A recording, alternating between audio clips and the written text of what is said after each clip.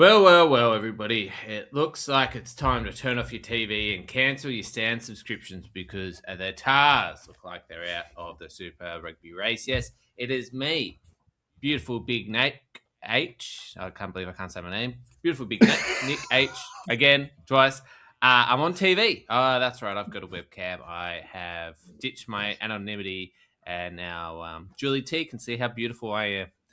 So shout out Julie T there. I'm here as always with Nick and Natho, and here we are to, commiserate the TAR season, 80% of it.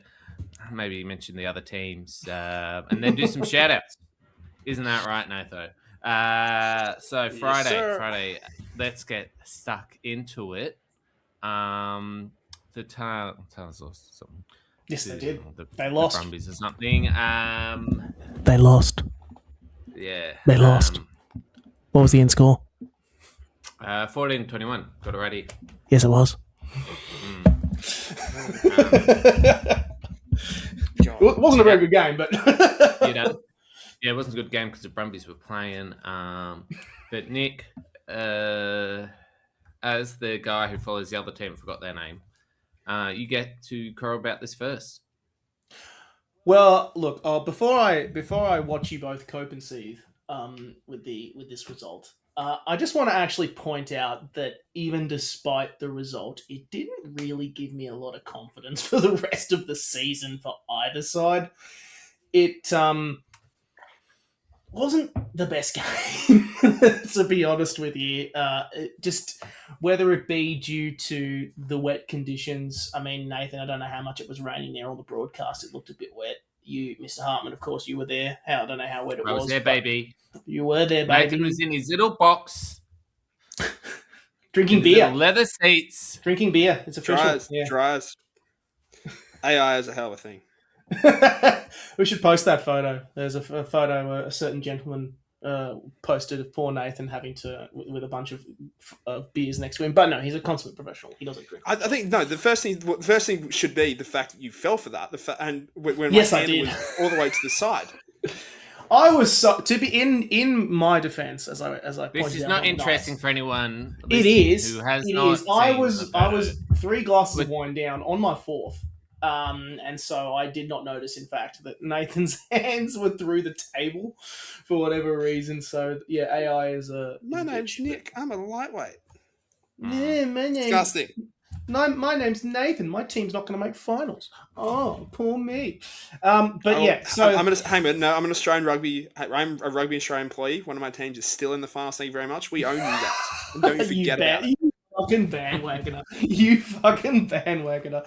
Oh, sorry. Do you want to pay your bills this week? Speaking of RA banter. Oh, I grew up in Sydney and I just happen to follow the team with all the Super Rugby championships and I'm calling someone else a bandwagoner. Boring. Speaking of RA... I didn't grow up in Sydney. I didn't grow up in Sydney. Speaking of RA banter, though, talk about Reds' social media was unhinged with that one particular. Are we talking about the Brumbies or not? I mean, yeah, we are. Losing your privileges. Yeah, we are. Fucking Jesus hell. Christ. You're going to lose your privilege here. You're thankful you got this platform. Yeah. I made this platform with Mr. Hartman here. Come on. Anyway, but yeah, look, first half, I mean, it was, for some reason, the Tars, I don't know what it was with their attack. Like, 18 attempts forays into the 22. They spent more time down there than the Brumbies did, in the opposition, and they couldn't score. Like, that was the reality of it. It was just they couldn't score, and then when the Brumbies did go in to get their opportunities, they took them. It's just a simple case of one side taking their chances versus the other side that wasn't.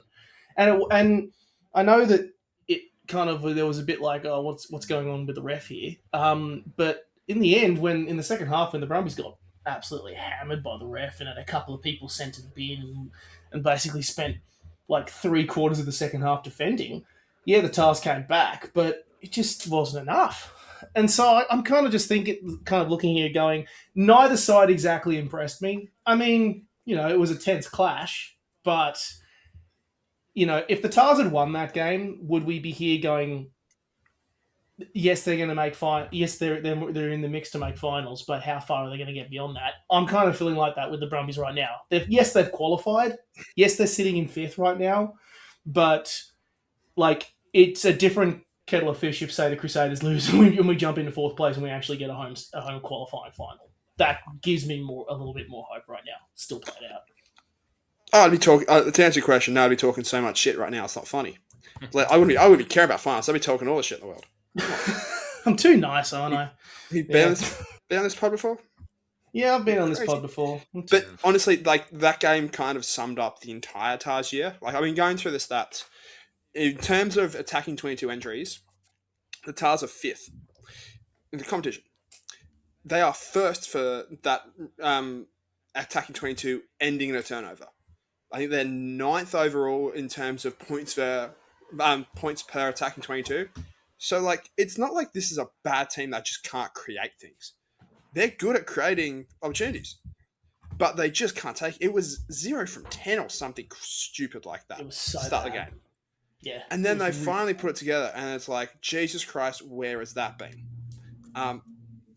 Yeah, annoying because, like, as you said, they were stuck with the Brumbies, and I'd say the Brumbies didn't look that good. No, they didn't. I thought they didn't look good at all. It didn't play well. But it kind of just sums up the Waratahs. I said, sums up the Waratahs season. It's disappointing. I left frustrated. I left frustrated because you see glimpses, you see what could have been there this year, but it just never really clicked. And do you think, yeah. Do you think the connection here is, I guess, like the Blues game where they ripped the Blues apart, but the skill execution was lacking? I kind of feel that journey has continued. There's so much dropped ball. Sure, it's wet, but that journey never stopped. That's what I'm trying to say. Yeah, the journey continues. Same against the Highlanders. I remember when it was, if Swali went in for that try, finally, I think the Highlanders were down 10 men, and it got called back, and that was like the 5th time they had failed to put the ball over.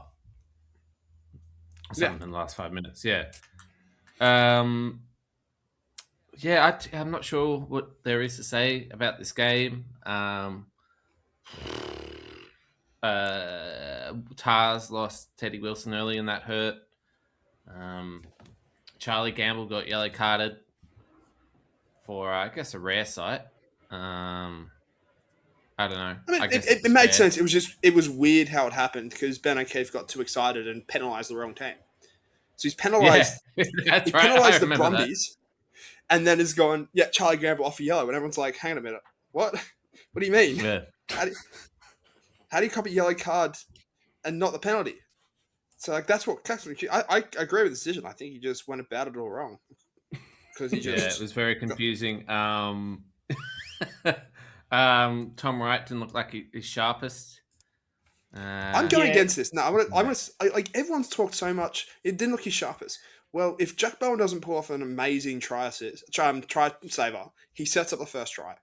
He was the reason why Charlie Gamble got sent for 10 because the hands with Felwati and the little back play through and through. There's like, are we expecting him to score 2 tries and set up 2 in every game? Like, he basically set up 2 on his own right there.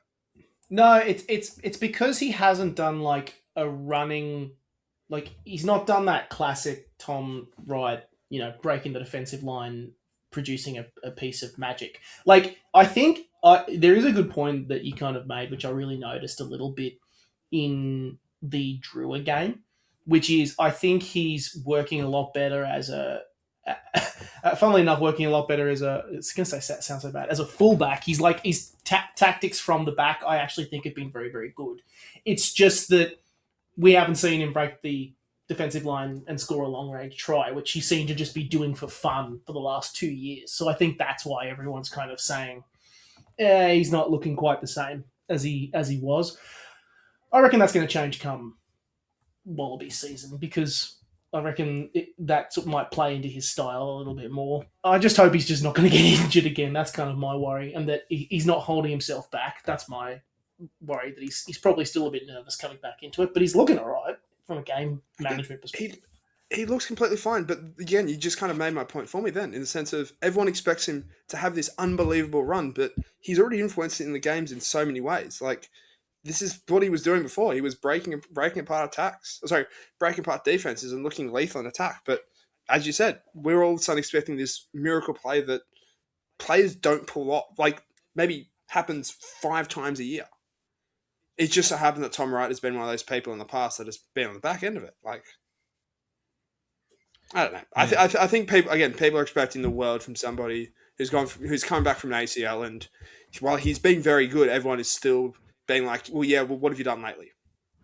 Yeah, it's because we were so treated so well. If I can make a final summary, Mr. Hartman, about this game, Sure, and probably about this round, is that yes, the Brumbies won, but I also feel like, and we're going to get onto the other games. All the Australian teams won, except obviously the Tars. All the Australian teams won, but the way they won was far from convincing, and it kind of feels a little bit like a bit of a loss because now we've got finals coming, and those results, I was kind of hoping for a little bit more with the business end of the season now approaching. Thank you, Nick, for doing my job for me. I appreciate it. And giving a summary before the end of the podcast. Spoilers, you don't have to watch the rest of it. You don't have to be as waste. We can be as controversial as we like. Unload, wind him up. Just go straight into shout outs. My favorite part. Put him up.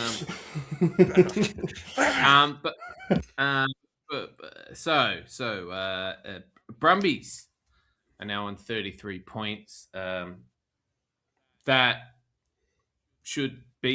enough for them to be in the finals, which is fantastic. They're setting up for the next 6 teams that are always in the finals to be in the finals again. At the moment, they're coming 5th. Above them are the Crusaders, who unfortunately won on the weekend against the Chiefs. Great game, but unfortunately they won. Destroyed Nathan's narrative. I love it. I love when I put all this work together, all these kind of permutations, and it just goes like that. So that means the Crusaders are on 36, and they're playing the Hurricanes this week at home. So there you go. The Crusaders getting the bloody luck of the draw again. It's conspiracy, Nick. So I would say that likely sees them finish on 36 points. And so the Brumbies might be able to overtake them because the Brumbies are playing the Drua at home. Drua have nothing to play for. No, Minor, Pacifica. The MP have nothing to really fight for except their own pride. Well, except, a win in their last ever game. Like, And a win in the last ever game. Well, that's under the pride umbrella, Nathan. I just know your feelings about the pride umbrella, so it's kind of just, I need to make sure. Yeah. We'll talk about that later. In Adults Only podcast. Okay. But the Tars, more importantly, you're going to play the Force. And I guess we'll talk about the Force next. But in between that, let's talk about Dan McKellar, Nathan. Mm-hmm. How would you, because Tars, look, if they beat the Force by 5 points and the Reds lose, there's a chance they might get into the finals. Nope. The Reds get 0 points. Is it head-to-head? That's not how it works, yes. He just has to show me up, everyone. He just has to keep his dominance. Look at me. I look at Rugby Australia. Now you just did a professional job. Look at me. I know how things work. I don't know how it works. Yeah. Well, I'm fine. We can go in Imagination Land and say the Waratahs are still alive. If you want to go down that route. A Reds intern could be watching the Drua training. I guess we'll see you later. Guess we never know. Okay, well that's it. Tars can't get in, so let's talk about Dan McKellar's time at the Tars. Nathan, maybe should I go first? Because should I ban you from the next segment for being rude to me? I don't think you should get the chop, Nathan.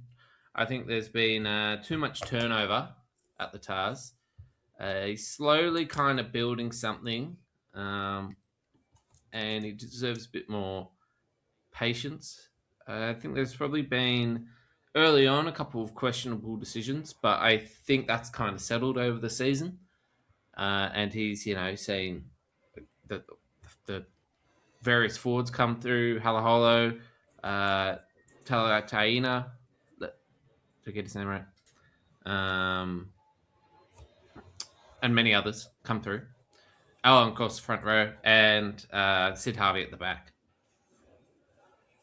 So I don't think, you can really take that away from him. What are your thoughts, Nathan? I may as well be on mute because I agree with you 100%. Yes. I think to add to your point is when you look at the position they were in last year, it was more of a departures lounge than a team building for the future.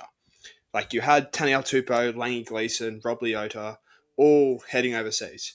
Yet like Angus Bell for a year was gone. Dave Parecki was going to retire. There's probably a couple more that I'm completely missing as well. But Jake the point Gordon is, was going to leave and then got told not to. the point is, you now are at a time where it feels like the youth movement is properly kicked in, and this is more of a team that can be around for the next 2 or 3 years together and slowly start to build. Is I think this year is an improvement as a result, but not by much, and probably not by enough that you could keep going. Like you can't have the same level of improvement next year. There's got to be a leap, but there is an improvement this year in the sense of the foundations are set. It feels like the youth movement is, as I said, it's properly in. You're starting to see those guys impress in Super Rugby level, but now next year it'll be all right. Let's say the next step from a couple of these guys, and like the Tars will be better next year when Angus Bell comes back. I mean, Angus Crichton will be the big name signing, but Bell is the one that they've missed the most. Like, there's just been certain games that there's been basically negative go forward, and Bell is the perfect remedy for that. I will be interested to see how potentially some of those under 20s guys coming through, if they get integrated a bit more, or this becomes maybe the last year of certain guys. I mean, you sort of alluded to that. I mean, Jake Gordon's has looked overseas once or twice before. Does he go overseas after the 27 World Cup? And then you go Teddy Wilson, Angus Grover as your two halves. I don't know. What the thing that again is still a question that's unsolved is who the hell is playing 10? Jack Bowen's been good. Well, Max Bury. Max Bury comes over, and that's a good signing. But is Max Bury a top four, like a 10 that can take a team to top four? I'm not sure. At this stage, I would lean and say no. Is Jack Bowen that 10? Again, I don't know. I'd lean towards no at this stage. But you need to see that development out of somebody next year who can properly take the reins, and we can't just keep sitting here rotating through 10s. So that's as much as they're taking the steps forward, and it looks nice that basically every other piece has developed some kind of young gun coming through. You still, it's the 10 is it's always going to come back to that 10. Yeah, there are. That's right. There are gaping holes in the squad, and that would be. Joey Walton's leaving end of this year too, so that would be centre. Especially like Tristan Riley has played really well in that position, but also he kind of got forced into it through injury. Has credited himself well, but still a bit of a question mark if he can do it all season. And 10, like you were saying, funny halfback, really strong. 10, it's like Homer with Mr. X. Nick, as an outsider and a former fan of a Dan McKellar team, fan of a whatever. Yeah. What are your thoughts? Well, look, honest to God, anyone who's thinking that, oh yeah, Dan McKellar needs to go, like it comes from the same headspace that those people are saying, oh, Les Kiss shouldn't be coach of the Wallabies. It's taking an approach of, oh, here's the results from this particular point in time. This is not acceptable. It's easy to forget how far back the Waratahs were in that final year under DC. And it was easy to forget the significant clean out that needs to happen at the club. In my head, you need the Waratahs. Look, I'm looking back over the last couple of years of their records. The most, in terms of the last 3 or 4 coaches, Daryl Gibson has been the longest there with longest time there at the club for 4 years. In my head, the Waratahs have got the right individual to try and create change and force change. I think that Nathan made a great point in a reel he did earlier today that he thinks that the Tars are actually kind of have improved compared to last year, despite the fact that they've had less wins than last year. I agree to an extent, not fully. I think the set piece and the forward pack has taken a massive step forward. I think but counteracting that, I think that considering the talent they have in that back line, they've taken a step back. You need someone who I reckon needs to be there for a good 5 years. You need to build this and build it. You need someone like Cronny is at the Force, who they've gone, you know what, we need to build this up from the ground up and really focus on creating and reshaping the culture. I don't want it to be 3 years and done with Dan McKellar personally, because I think that he's putting the right sort of standards into the Tars that need to happen. It's just the reality of the fact that the Tars cop a lot more pressure than other teams because they're, in one of the two states where rugby union is the most popular. And let's be honest, they've punched under their weight for the talent that they have for years. It's been a major issue. So in my head, I don't want it to be a case of 3 years, bang bang, see you later. You're making the same mistakes that you did when you had Darren Coleman. You're making the same mistakes with Rob Penny, though Penny, with some of the players they let go, also played a massive factor in that. In my head, unless, going back to Nathan's point, they go downhill next year. If they maintain this, I'm you'd sign him on for another year, personally, because you need someone who can actually finally build that culture up. You can't have a 3 years and done again situation. And because the problems at the Tars need more time to be fixed than just 3 years of one coach, in my opinion. Okay. True. I'm acting like every white girl ever. True. Based. Yes, queen. It's true though. It's true. He's Yeah, it is. He's forcing standards that need to be forced for the Waratahs. I think that the points that he made late last year that some people don't realise the value of that jersey, I think are right. I think it's true because it's reflective in the results they have. You need someone who forces those standards and really pushes them forward. And the reality is that the Tars should be a top four side, a regular top four side. We shouldn't be having this conversation about finals. So in my head, yeah. In terms of forcing standards, I'm going to move on to the next topic. Fine. That's crazy. Force played the draw. Turn his camera off. Fuck him. Yeah. My new camera, mate. Don't do it. Gotta leave some bloody. I forgot the word. Anyway, let's move on. Force draw. This was an interesting game. This was a classic, square apple versus orange, I should say, tussle, where the Force just tore off the every ruck. There was a pill for every 2 seconds, it seemed, and even their lock was getting them, which is crazy. That man folded like a folding chair in a WWE SmackDown special, getting the ball. Whereas the draw had absolutely no set piece, and it was fantastic. Jeremy Williams had a field day picking the ball out of the air. The draw had 13 breakdown steals after they pinched the ball. It was like, what the fuck is going on right now? I think there was a stat at one point, and it was steals, and it was 1 Force and 10 by the draw. Yeah, it was nuts. But the Force prevailed in the end, 19-15.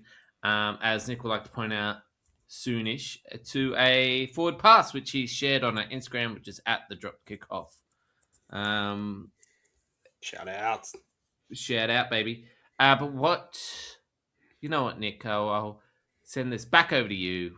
What do you think of this game? The Force are always also out of finals contention after not getting a bonus point and the Crusaders winning But Nick, what do you think? And also shout out Zach Lomax who scored a try.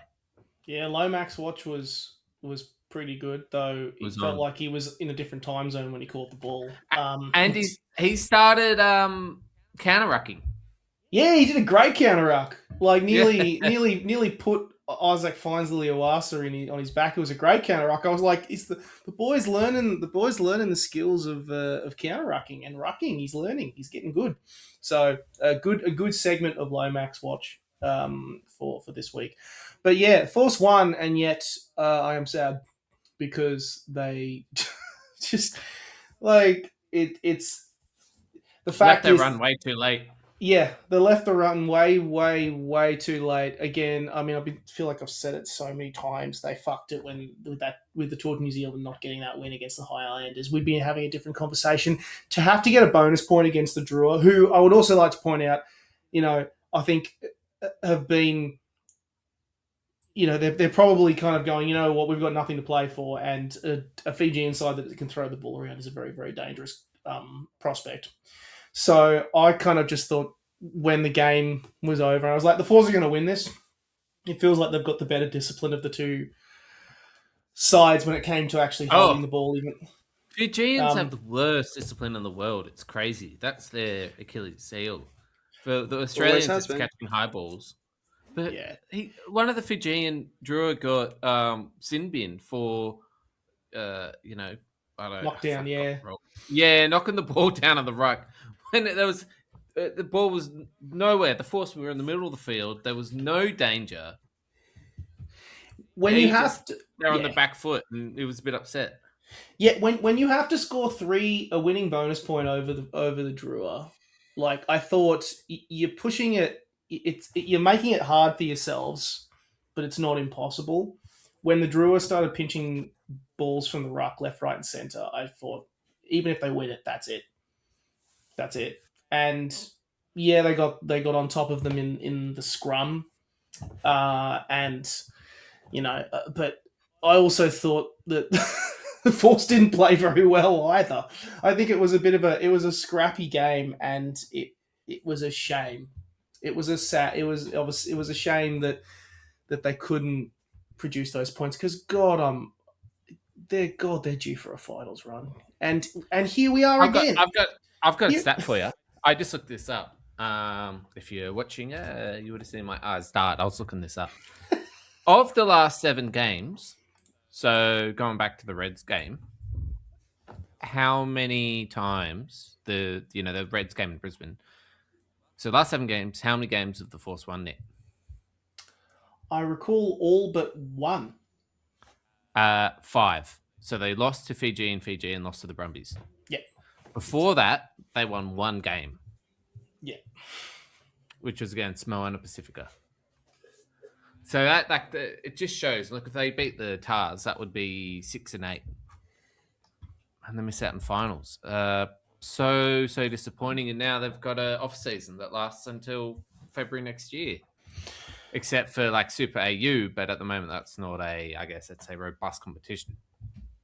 Well, we don't know yet. I mean, there's always stuff happening in the background with that. But yeah, and also assuming they're going to do a tour, because I know that the other teams are planning some tours of some description as well. But even so, it's not week in, week out. That correct. You need to build the combinations and the confidence and all that. Yeah, I think this is a real wasted opportunity. Even if they win next week, which they're very likely to do. I would say they're favourites in terms of the form they're having compared to the Tars. I'm very excited about the matchup up front because I think the Tars set piece has been particularly strong this year and is the big, massive tick, in my opinion. So I'm very excited to see what that set piece looks like. But, I mean, the Force are losing a few players. Like Swain's off to Europe next year. I'm very curious to see what the lineout's going to look like because the Argentinian... oh, God, his name's escaping me. Franco Molina. Thank you very much. He's off. Fernando? Franco Molina. Franco. He said Franco. As in young Franco. Sound out young Franco. Jesus. Yeah, he's off. He's off overseas as well. He's out. He's out as well. He's only did like a 1 year sitch. Max Bury's going as well. I don't know what Moyano's doing, the Argentinian. I think he's only doing a 1 year contract too. I mean, yeah, I mean, I don't know what George Bridge is doing either. I think he's been a good addition to the back line, but they're losing a lot of players who I think have shown plenty of mettle this year. So I'm kind of a bit worried that they might have missed the boat here. And I hope that's not the case. I hope Cronny, considering he's signed on for a 5th year, he's getting, I think, behind the scenes, the club's heading in the right direction. They just really need a finals. They need that to make finals. It doesn't matter if they get knocked out in the first week of finals. To say that they made to finals, I think, is just getting a sense that this side's heading in the right direction. Because right now we're back where we are once again. Side competitive, had their moments, finishing 1 or 2 points outside of finals again. Catch 22, we're in the same place, right? Again, it's frustrating. Nathan, do you have anything to add? Yeah, it's Groundhog Day all over again. It's kind of next point. This felt like their best time in terms of, or their best season to make finals in terms of the players they were retaining, the players that developed from last year to this year. And you do just have to wonder what could have been, right? Like, I think it's a different situation to the Waratahs in the sense of you look at the Waratahs and you see it's a younger profile side. The Force, there's a lot of guys who are established Wallabies in that team. And there's basically every position group has at least 1 or 2 Wallabies in it, right? Like there's so much talent there. This felt like if it was going to be the year, this is it, and they just kind of blew it in the first 6-7 weeks. You can't start 1-5 or 1-6 and make finals. It's as simple as that. It was great. I mean, great to see them finish the way they did, but not in a competition like this. You can't afford to do that. Yeah. 100%. Yeah, sad all around. But before I move on, I just want to say shout out to the Force. I think they got the best back three in the comp at the moment. Well, at least the Australian sides. They did. Yeah. They did Yeah, pretty good. I thought they all played.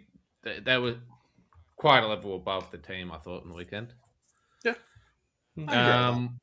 I'll also add, can I throw in an extra shout out here? Shout out to the Drua for getting a bonus point of some description. It took them 10 rounds to do it, but they got a bonus point. A losing bonus point, but a bonus point nonetheless. Yeah. We get losing bonus points every week, baby. And finally, I didn't see this game myself, but the Reds were apparently a bit of bin juice as they snuck over against Moana Pacifica 33-31 away in New Zealand. Nathan, I'm going to go with you. Yeah. This game was annoying because the Reds were so good for 40 minutes of this game. They were in control. They were 45 minutes. They were cruising. And then like 10 minutes went by and suddenly it's that like meme from the community where the whole house is on fire and everybody's just kind of like running around with their heads chopped off. They took the foot off the gas and played an emotional Moana side that was looking for any entry into the game possible and nearly paid for it. Nearly paid. Probably should have. Like, Moana was so good the last 15, 20 minutes. Oh, that 15, 20 minute stretch where they just went, try. Almost had another one as well. They just had the Reds in hell. And the optimist in me says that it's almost a good thing for the Reds because they had this dominant performance but were then also tested under significant pressure to be like, all right, this is a finals-like scenario, come back from it. And they did. But it shouldn't have been this close. I will say it's basically all down to Jock Campbell. Jock Campbell is the form fullback in Australian rugby right now. He's been amazing. He deserves a call-up. And whether he plays or not for the Wallabies this year, I don't know. But he deserves to at least get himself in a squad and give himself a chance. So the patron saint of rugby takes, Paul Cully, this morning in his column for the Sydney Morning Herald, said Jock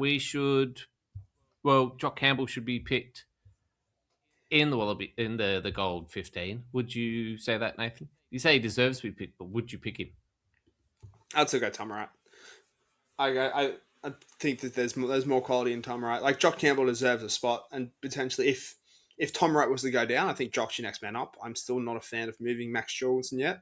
Like Max Me Jorgensen's, too. I think we get too concerned with this guy is so good on the wing, but imagine him at fullback. It's akin to, do we take the boat or the mystery box? Well, the mystery box could be anything. It could even be a boat. We'll just leave him out there. What's in the box? What's in the box? What's in the box? Like, just leave him out there. I think he's your next fullback. And as soon as he moved there for the Waratahs, he scored a try. Yeah, it's like that's the thing. That's what people don't talk about. If that was a move on the wing, which he's best suited to, just let him play there. Let him prove in the position. I know he wants to play fullback, and that's fine. But Jorgo, at test level, you're so much better on the wing. Let's just keep you there for now. You're 22.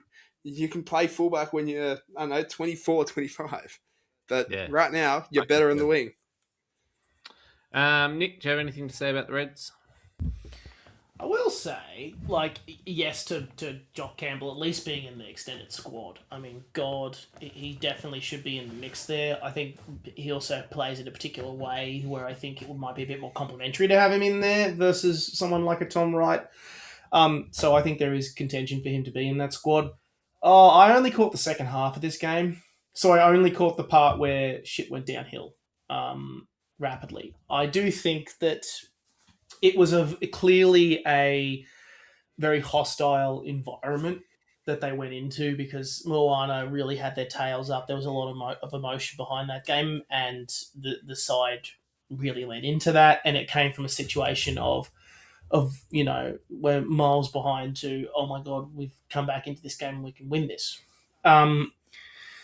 So I think they did well to hold a side like that out. Moana seem to have grown an extra leg. And I will say I've seen many, many scenarios in the past where an Australian team would have dropped that match. And in fact, the Reds would have. I think was it last year the Reds dropped a match against Moana Pacifica? I'm pretty sure. I think they did. I think 2 years ago. Like Fraser got red carded, and that kind of they fell apart from there. I'm trying to remember if that was last year or this year. But yes, regardless. Yeah. They did drop the game.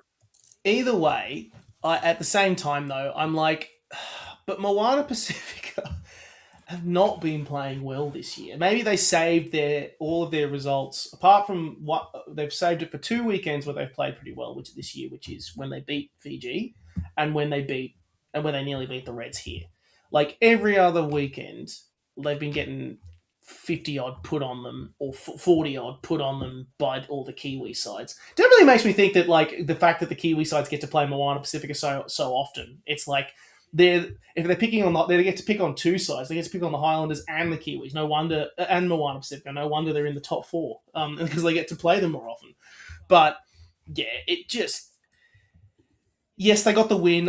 It's kind of a weird one for me because I reckon this weekend they've got much more of a desire to play. I reckon they'll have a much better performance. The Drua probably maybe it would be hard to win in Brisbane. Maybe they'll have a motivation to finish their season on a high because they're knocked out. But another part of me also thinks maybe they'll be thinking, all right, we're on our way home. Let's just get this game done and dusted and go. And the Reds bounce back really, really strongly because they've got finals considerations to play for. Yes, they won it. They navigated it well, but again, they won, and yet I'm thinking finals now because they're pretty much the last team. Very likely they're going to make finals.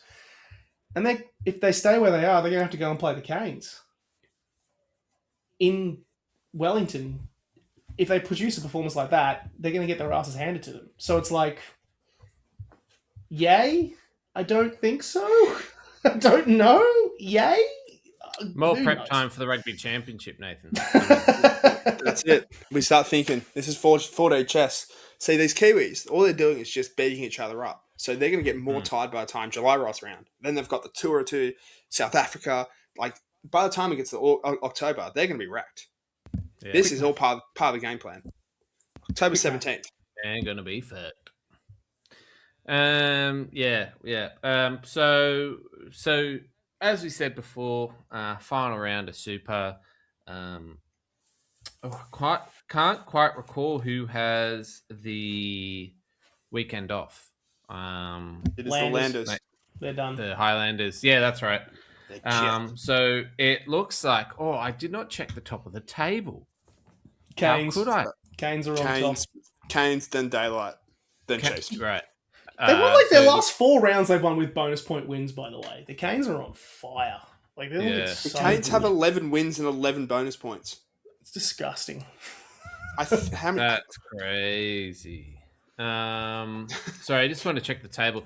Yeah, okay. So Hurricanes top, and they cannot be overtaken. Chiefs are second, also cannot be overtaken. But we've got the Blues on 38 points, playing the Chiefs away. Crusaders on 36, playing the Hurricanes at home. The Brumbies on 33, playing Moana at home. The Reds also at home on 32, playing the Drua. So there is a chance for Brumbies and Reds to at least switch position based on, let's say, if the Reds get a bonus point and the Brumbies do not.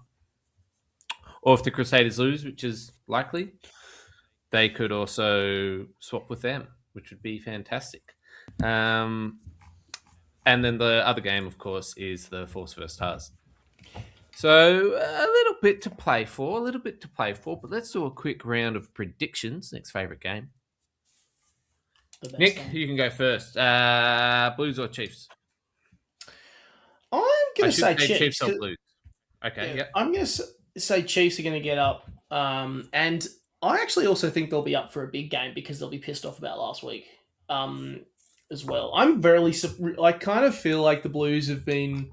Yes, they're coming off the bye and they'll be coming in fresh, but they were not good against the Canes. Maybe they had an eye on the bye. I don't know. But they also weren't good against the Crusaders the week before either. So I kind of am thinking that maybe they're saving their cards and hoping that the Australian sides don't put on a cricket score, because if the Brumbies demolish Moana Pacifica... No, I just asked for your Chiefs or Blues. I'm saying Chiefs. I'm also thinking ladder here at the same time, bro. Yeah, we'll get to that, mate. Fucking Nathan, all right. Chiefs or Blues? Blues, because there's no rugby god. Beautiful. Nick, Hurricanes, Crusaders? This is hard because Crusaders are playing well at home. Canes. Go Canes, because they're fucking Nathan? so far ahead. Crusaders, because my first reason. There is no rugby god. I'm not liking this style, Nick. Nick, Brumbies, Moana. And do you think it'll be bonus point? Brumbies, yes to the bonus point, and I don't like your style. Turn your camera off. Nah, it's my turn now, baby. Nathan? Brumbies and the B stands for bonus point. Wow. And Reds, Drua? Reds, and I think Drua will be more competitive with them when they got flogged last year, but still bonus point win. And Nick? Nathan, yeah, the other one. There is no Reds, and they give me a heart attack. No bonus point. No bonus point. No okay. bonus point. So, Blues 42. This is so Nathan's one. Crusaders 40. Browns 38. Reds 36. So the way Nathan has it, there's no changes in the standing.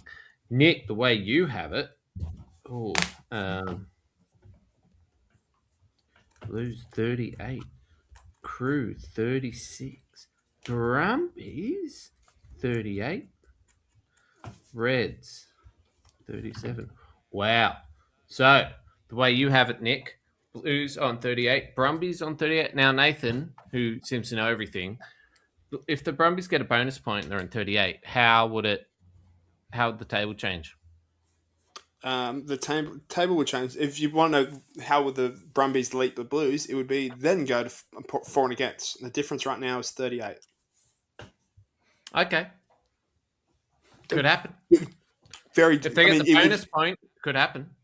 Well, I mean, if you look at the fact that like the Blues loss would have to be by 8 or more, so that takes it down to 30.